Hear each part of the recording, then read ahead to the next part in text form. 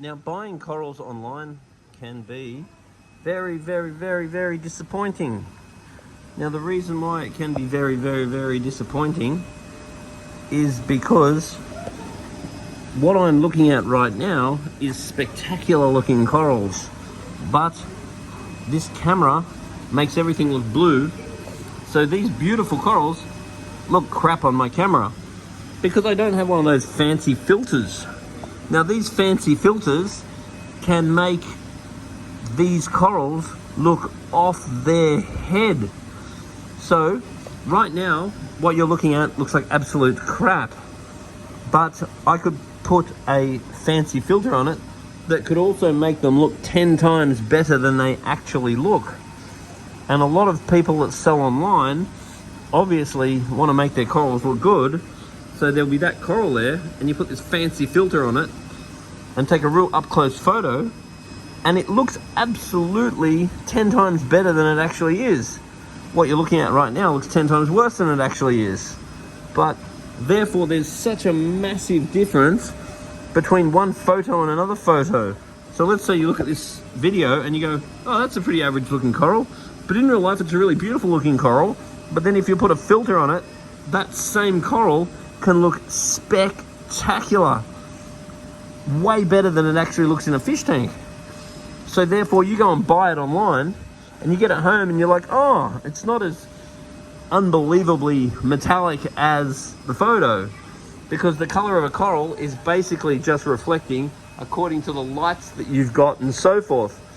So the lights from the camera, if at best case scenario, may not marry up with the lights that you've got over the tank for sustaining the life of the coral. So therefore what you're buying may look nowhere near as good as it did in the picture. The other thing too is that not everyone displays them on egg grate. If you display them on egg grate, at least you can see how big the coral is, assuming the egg grates are a centimetre. So a lot of people will just put them on glass or whatever. So therefore you're looking at it and you're going, oh yeah, I think it's about that big. And then you actually get it and it's about this big. So just be aware that when you're buying corals online, it can be very disappointing. So you need to be aware of that before you're buying online corals. That especially Australia tends to follow America, and in America they're off their head how spectacular their photos are. Some of those dudes are masters of photography, they're masters of light reflection, and the photos are just absolutely unbelievable. But when you see those corals in real life, they're not as good. So therefore, buying online can be disappointing because your colors may not be as good as you think.